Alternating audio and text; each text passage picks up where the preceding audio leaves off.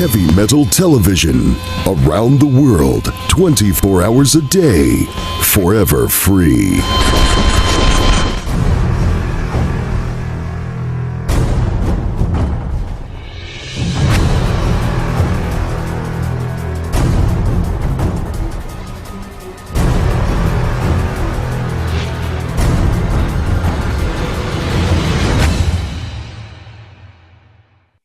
Your classic metal show right here on Heavy Metal Television, and joining us today to talk a little ENUFF Z'NUFF, a little Beatles, a lot of stuff, I guess, is the one, the only, the legend himself, Mr. Chip Z'NUFF. Chip, how are you, sir? It's nice to see you doing very well during these unprecedented times, my friend. Same here, man. I'm glad to see you're still out and doing this thing, man. With this pandemic, the last 2 years, man, it's put you guys in a lot of jeopardy, man. It's, forced unemployment, not good, right? It's also helped put us on the map, too. Probably one of the only bands out there that have toured in 2021. Yeah, that's true, man. No, man, it's definitely been a good thing. The pandemic hasn't been a good thing, but it's been a good time for you, man. There's obviously a lot of things going on, and we'll talk about the one that's going on right now, the Hard Rock Night, the new ENUFF Z'NUFF release, which is a tribute to the Beatles. And right off the bat, first thing, what took so long, dude? This is like the most obvious record for 30 years for ENUFF Z'NUFF. I couldn't answer that. We've been playing Beatles songs throughout our career, not as a whole record, simple songs here and there throughout the early 90s and through 2000. We've slipped a song or two in the set every once in a while, just paying homage to our favorite band in the world. But it just so happens that it seemed like a real nice time to do a record. I got a phone call from my agency, Artists Worldwide, saying this big promoter wants to meet me. Okay. They're putting together this project with Paul Gilbert and Gilby Clarke from Guns N' Roses. I think they were trying to get Mike Portnoy from Dream Theater, my cousin. Okay. And they wanted me to sing on these songs and go off for a couple of months and play not these songs, but Beatles songs. Okay. And they wanted to take an approach of, like a rock band. And I said, that sounds like a great idea. I went to the meeting over at the Rainbow in Los Angeles, had a wonderful time, came up with a game plan of how we would move forward with it, and nothing happened at all. Okay. And so 6 months later, as we were during this whole shutdown, I said, well, instead of being lazy and confusing motion with progress, perhaps we go out there and try to make some records. And that's exactly what I did until we found a tour to help subsidize what was happening with the band.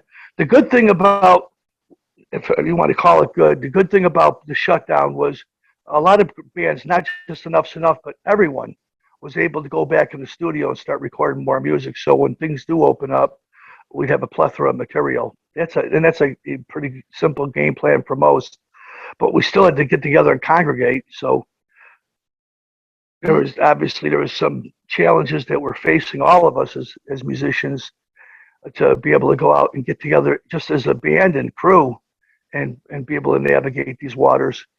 But I think we were able to do that. One reason is I have my own recording studio here in Blue Island, Illinois. Right. And my guitar player, Tony Fennell, has his own place out in Massachusetts. And Tori, he has his own little place in Scituate, and Dan Hill has his place in Chicago. We all have studios. Okay. That's how we all do movie soundtracks, TV shows, commercials. We stay busy when we're not playing. So we went right in the studio and I started recording just a couple of songs just to see how it felt. Right. And the first one, we went to the Shea Fish record, and we did a John Lennon cover, of course, the Cold Turkey track. Sure. And it sounded fantastic. Everybody was really excited about it. And I remember playing that song live, so it was a good template for me. We didn't do that a lot in our set in the early days, but we did it a few times.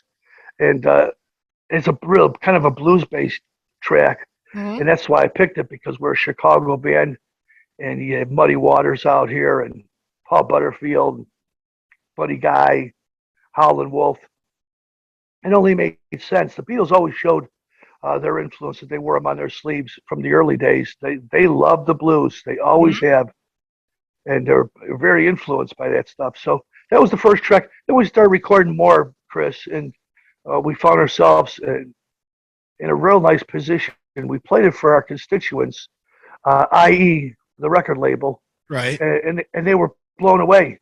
And we have quite an extensive deal with Frontiers Records. It's not just a one-off deal like a lot of the bands, and then you move on. They wanted to keep it going for quite a while, so we just started recording as many songs that we thought would fit. Okay. On a 10-song record, and this is what we come up with. You know, went through the 1967 and above, nothing below 67 on the record. Okay. I think we come up with some pretty good ideas. I went to the White Album, which is one of my favorite records when the Beatles were poor experimentalists. Sure. And we picked up Back in the USSR, a lot of fun, real good rock track. And then we retracked Dear Prudence, which I thought was absolutely fantastic. That was one we did in the early days as well. You know, when we did these Beatles songs 25 years ago, a few of these songs, the fans didn't really want to hear them. Most of the fans thought it was Enuff's Enough songs. It sounds like Enuff's Enough. Right. And then B, we had New Thing, Fly Michelle, Baby Loves You, you know, all the singles that were doing well on MTV. So the fans they're focusing their attention on a rock band that has some success with their own material. Sure. But these Beatles, we realize now, you know, all these years later, the Beatles songs, the sum is bigger than the parts. The songs carry a lot more weight now. It just so happens that we're putting the record out at the same time as Let It Be is being released. Right. None of this stuff was planned out, bro. It's a blessing from the good Lord, it really is. Sure. And now here we are. We recorded the 16 songs, knocked it down to the best 10. Went down to Chicago and a downtown studio called Stonecutters with a guy named Chris Steinmetz, who's responsible for the Kiss Revenge record. This guy's been doing it for a long time. He's did a bunch of stuff with Ozzy as well. He's probably produced and mixed and recorded and mastered 1,000 records. And he was blown away by what we brought him. And it was real minimal overdubs. It was the band playing live in the studio in Chicago. Dan, Benjamin Hill, myself, and Tony Fennell, ex-singer of Ultravox. Yeah. And then we sent the stuff over to Tori out in Scituate, and he's like a little baby George Harrison guy. Plays great slide guitar. He's got a wonderful voice. He lent his parts to it, and then we just went in the studio and mixed it up in a couple of weeks, and voila, here we go. It's a beautiful souffle, sure. A great. I don't want to call it a tribute record, but it's our own rendition of how we see the Beatles through my rose-colored glasses. Sure. I'm looking forward to seeing what the fans have to say. The record's already sold out right now, bro. It's unbelievable. It's great. I didn't anticipate this at all. These are, as I said before, these aren't our songs, but we sort of turned them into what we sound like, and I'm pretty happy moving forward. What's going to happen with this? Not only with this record, but going out maybe and touring on it as well. Sure. Well, and that's one of the coolest things about this thing, Chip, is that it's not straight cookie cutter covers like so many bands do. You know, you really added your own flavor to several of these songs. I mean, they still have the essence of what the Beatles were doing, but it definitely has that feel like you bring to the table live.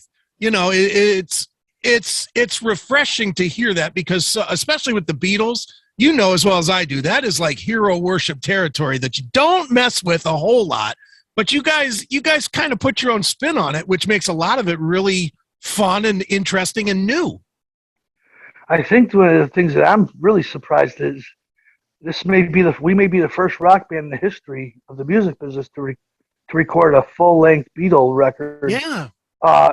In the studio, you know, a studio record. I know Cheap Trick put out a record years ago, a live record. I think Sgt. Pepper's they put out. Mm-hmm. And they also did a residency, and we hailed them beyond belief. It's just a fan. Those are our big brothers right there in that band. Sure. But I'm not so sure any band, and other bands like Stone Temple Pilots and Styx and Motley Crue have recorded Beatles songs on their records, but I don't think anybody's ever done a proper studio record up until this point. So these are waters that we've never swam in before. I think it's going to offer a Brinks truck of opportunities, and I don't want to say too much, but I know there'll be a lot of gigs out there. We've already done a few shows as the Beatles Rock Show. Nice. Where we played this album in its entirety, and the fans were crying out in the crowd. They were hailing it beyond belief. These songs are just there's just fantastic stuff that who'd ever think any band would have material that 50 years later people would be hailing it beyond belief. But the songs are just strong beyond comprehension. Sure. The performances, with Lennon and McCartney, George Harrison, Ringo Starr, just has left an indelible mark that's super powerful. Sure. Now for you, Chip, I've known you for 35 years or whatever it is at this point, for forever. I know your love for this band, and your love for this band is not these 10 songs. It is A to Z, the catalog. I mean, that's you. So for you, how hard was it to narrow down to even just the 16 songs that you recorded, let alone the 10 that you put out? I have to imagine that was extremely hard for you. A lot of material to sift through, and you're talking about Beatles. I think they have 300 songs they've released, and most of them are on Spotify right now, which is nice. You can find that catalog and enjoy it. It wasn't very difficult, to be honest with you. The hardest part was to find the right ones. 67 through, we didn't go back in the early Beatles catalog. We wanted to make a hard rock record, hence the title, Hard Rock Night, like a play off a Hard Day's Night. I went through the songs, and I just turned the guys on to them and said, "What do you think here, gentlemen?" And every single song tripped their trigger. They were totally interested in doing it. So we went to the studio and bashed it out live on 2-inch tape. It's an analog record. It's old-fashioned. It's not Pro Tool to death. I wasn't doing tons of overdubs where I'm singing a song and singing verses over and over. I wanted to find a performance that was strong enough to where it gave me confidence to be able to and go and do these songs live without any problems. And I think we found that on these songs right here. We didn't change keys. The arrangements are pretty close to the vest. It's just a little heavier though. The instrumentation, we're playing through Marshalls and Mesa Boogie amplifiers. The drums are big. Bass guitar is powerful.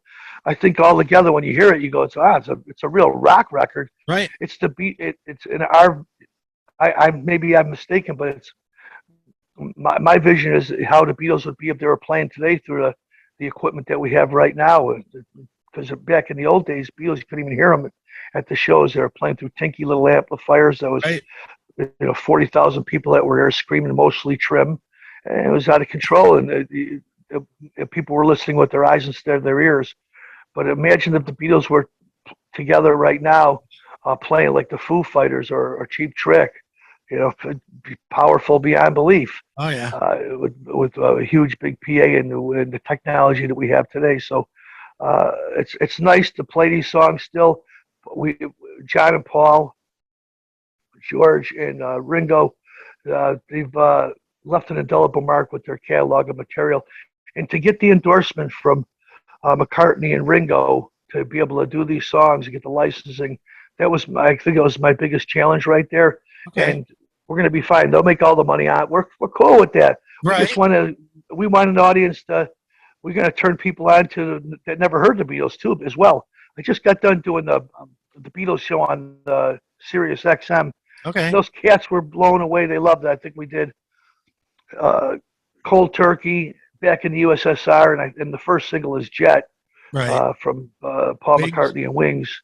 And every fan that called in and the journalists that were there were absolutely smitten by ENUFF Z'NUFF'S strut on this record, where we didn't overproduce it, didn't go crazy, just laid these songs down. The songs are powerful in themselves.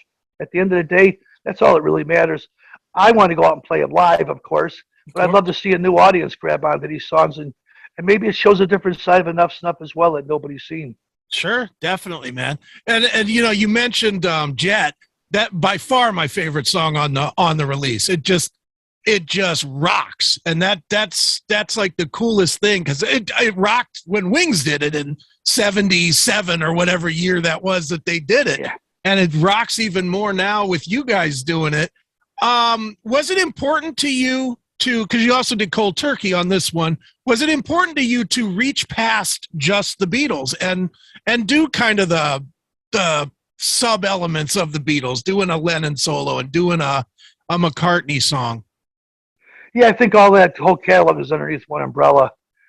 Even though John and Paul were both on their own, those songs, they're just bigger than the band, than the artist itself. And when you hear them, you go, it's Beatles anyway. So I thought it was important to show both sides of those artists and what they did individually. I think it fits under the Beatles moniker. I got to be honest with you. Sure. And I think the diehard Beatle fans would love that too, showing both sides. And we also did Ringo too, by doing a little help from my friends. Yeah, we probably should have done the George one too, but maybe we'll save that for the future. Although George's guitar playing, finer than Sing guitar playing, by the way, all the beautiful slide stuff and background vocals was all, something that we embraced. Right. But yeah, good point you made right there. And I think that within time, maybe it'll be a follow-up to this one. Sure. And the one thing about George too is his songs, most of his songs were not as rock oriented as the ones that you chose, at least for this release. I mean, what are you going to do? My Sweet Lord, that doesn't fit with the rest of the album.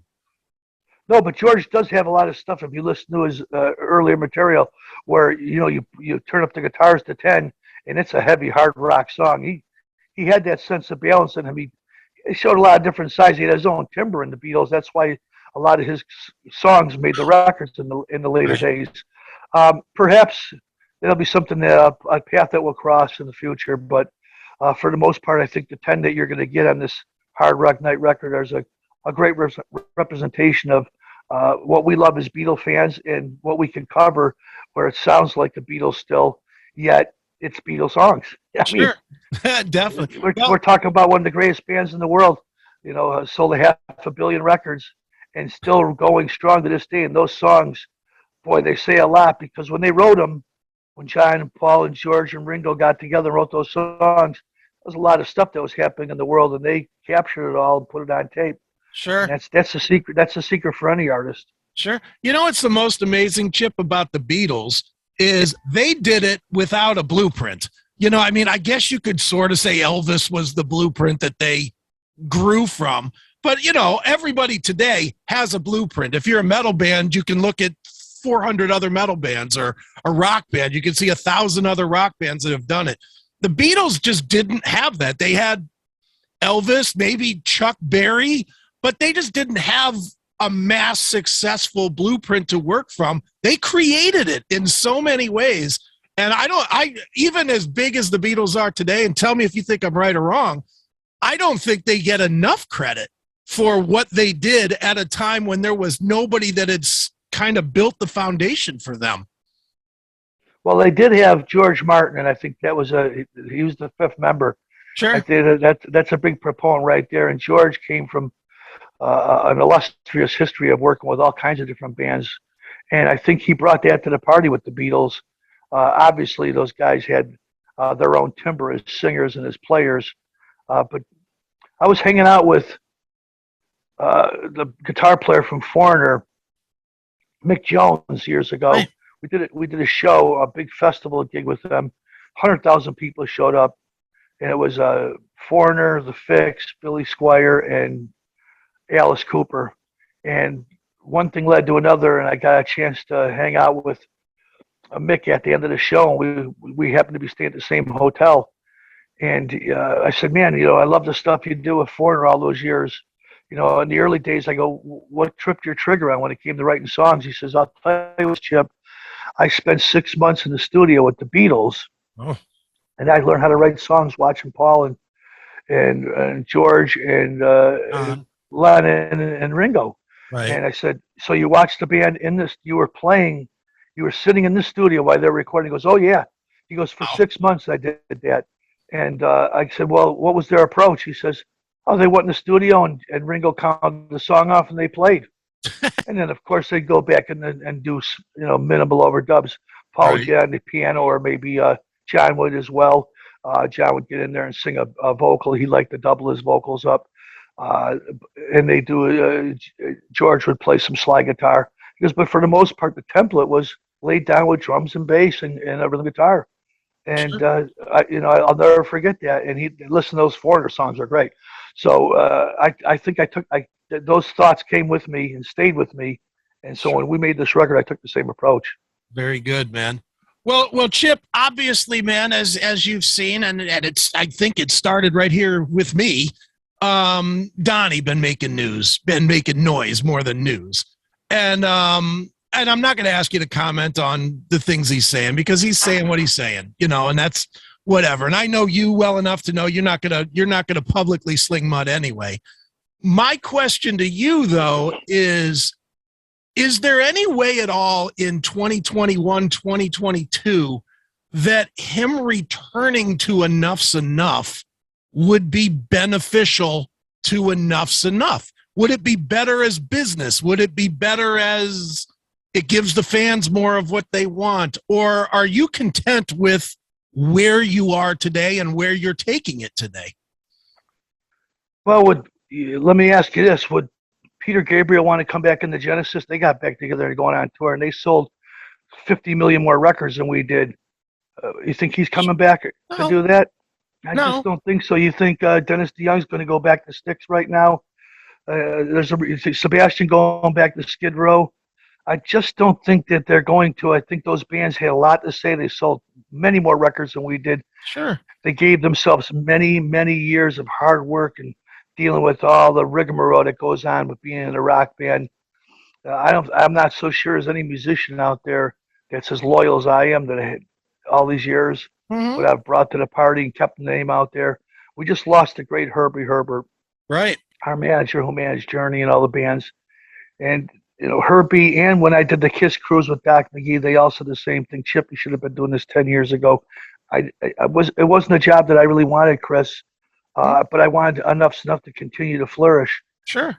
Nobody would be talking about us right now if I wasn't out there working every single day, putting records out, touring around the country. I think that going back to the way it used to be would be a shortcut to thinking. I'm listening to Donnie, what he had to say about moving forward.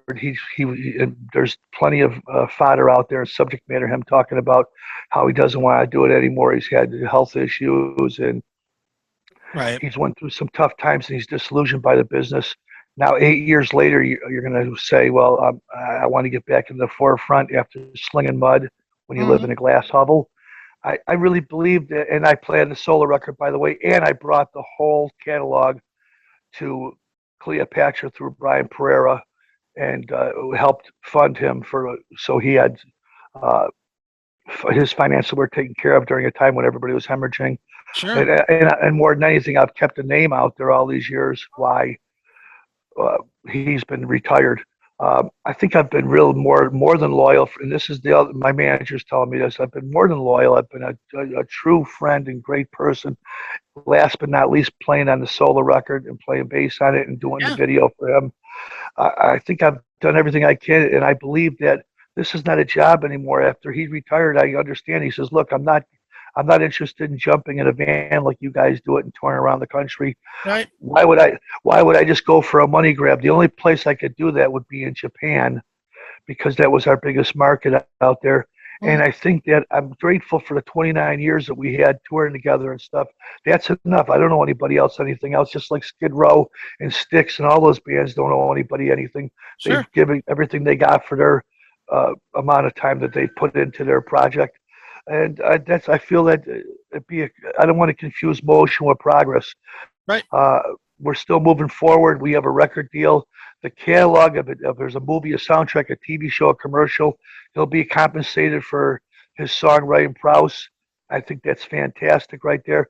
To get in a Oscar minor wiener wagon and go on tour again would be a shortcut to thinking. I'm grateful for it, and I think the fans are grateful for it. When you say the fans want us to get together, how many fans is that, Chris? Really, honest to God, we've sold over 1 million records, and that was in the 90s and the 2000s. It's nowadays you sell 4,000 units on an album deal, and that's like selling 40,000 records. Right. That's what the record companies say. I mean, is it really that many people that want to see it? I don't think. They've seen it. They've seen it when we had the look of the world. We were young and youthful and full of piss and vinegar. I think they want to see that right now. What they want to see, what people want to see, is a strong, solid rock band. I wouldn't have continued to move on if the shows weren't great and strong. We did the Ace Frehley tour. Everyone hailed it, packed every single night. I was fronting the band. Then we went over and did the Live Nation tour with Jack Russell's Great White. Winner, did a slam dunk home run. And then this year, 2 months, sold out, Faster Pussycat, Enuff's Enough, playing 500 to 1,000 seat venues. The fans have spoken, the agents have spoken. The band sounds great right now, and it's really easy to navigate. And there's no one to worry about any health issues or any dispositions that are going to be questionable later on, certain bedside manners that you might question. I think if everybody would look at the glass half full and not half empty, the world would be a much better place. Sure. I'm grateful for where I'm at. Torrey Stoffregan, great guitar player. Been with me for almost 13 years. Daniel Benjamin Hill, solid as a rock drummer. Tony Fennell from Ultravox, former singer that took mid-year's place, playing guitar and singing with Enuff's Enough. Never would have thought that in my career. Sure. I think we got a rock solid band, and every rock star, musician, and the fans that come out to see the shows have given us the endorsement and the thumbs up, and I'm going to move forward that way. Right. And you know, you mentioned it, and I'll reiterate it. Neely and I just talked about this last week. We were talking about your band, and we were saying, since Donnie left, you are getting these legitimate tours. You know, the Sirius XM tour. You were on tour with Kiefer. You were on tour with Ace. You've been, you know, it seems like the people that are booking, the bookers are taking Enuff's Enough a lot more seriously than maybe in the 90s because of, you know, a lot of the other baggage that was there. It seems like now you're getting more legitimate play versus that late 90s, early 2000s day. And we're certainly grateful for that, Chris.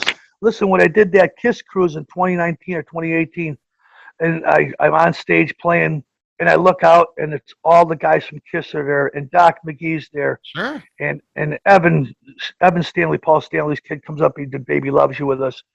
And at the end of the show, and it's jam-packed, by the way, okay? You couldn't squeeze a mouse in that venue. And at the end of the show, Doc comes over with Paul to say that, to give their love to the band. And when Doc McGee says to you, Chip, you should have been doing this 10 years ago, that's going to give you a lot of confidence right there. Yeah. And then right after that, getting the Ace Frehley tour, which was, you know, fantastic, going from KISS to Ace Frehley.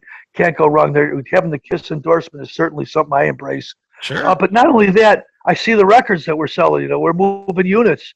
And as I said earlier, you know, you sell 4,000 or 5,000 records. That's like selling 40, 50,000 units. Right. And you go out and play these shows, and these people have been waiting their whole lives. The moms and dads bringing their sons and daughters to the gigs. It's being passed down through generations. Why not embrace that? If you're going to do a solo career, embrace that and do the same thing. Yeah. No one's holding anybody back. No one's being disrespectful. If anything, I'm keeping the legacy alive, and I'm grateful for that, to have that opportunity, because we all are going to be around here forever. In the future, you're going to see all the rock bands gone. Everybody's going to go, where did Queen go? Where did Guns N' Roses go? What happened? Well, we got too old and we can't do it anymore. So if you got a chance to go out there and play shows, grab onto it right now. Obviously, we're going through a tough time with these shutdowns around our country, but it's going to open up for everybody, and the good Lord works in mysterious ways. You put the hard work in, the money will follow. Exactly, man. Well, the money should be followed to Frontiers Records, so that when you buy your new copy of Enuff's Enough, a Hard Rock Night, it is out November the 12th, I believe. It officially comes out here in the States. And Chip, where should we tell people to go to get the record, or find tour dates, or just keep up with you and Enuff's Enough? It's pretty simple. ENUFFZ'NUFF.com will steer you in the right, whatever direction you're looking to go. You can get us on Spotify, Instagram, Twitter, all the social media sites. As far as the record goes, iTunes and Rhapsody and Deezer and Apple Tunes. You'll find the records over there for sure. Amazon. Okay. There'll be a landing page for everything, so people can go get a record that way. But maybe you want to come out and see one of the live shows. Go to ENUFFZ'NUFF.com, see who we're playing. There's a major tour that we're announcing in 2022. Well, we'll be sharing it with you very soon. And, I wish everybody out there well. Chris, while I got a chance, I want to shout out to our first responders, our nurses, our doctors, our military, our police, our firemen, all the truck drivers out there that are helping navigate this country as we move forward. Nothing but love I have over here. I wish everybody nothing but health and a great holiday season. I appreciate everybody getting involved and following the band throughout the years. It means a lot to me. God bless everyone out there. Very good, man. Well, one more time, the new release is called A Hard Rock Night. It is ENUFF Z'NUFF. And Chip, always great to check in with you, my friend. So good luck, and I'm sure we'll do this again. Appreciate you. Looking forward to seeing everybody at one of these shows in the future. God bless everyone. Perfect. Thanks for checking out this episode of The Classic Metal Show. Get all of our episodes uncensored at www.theclassicmetalshow.com. Join us weekly from 9 p.m. till 3 a.m. Eastern at www.cmsradio.net. Participate in the live chat room at www.chatandkill.com. Once again, thank you for checking out The Classic Metal Show with Neely and Chris. Hail and kill, fuck you, pal, and hand job!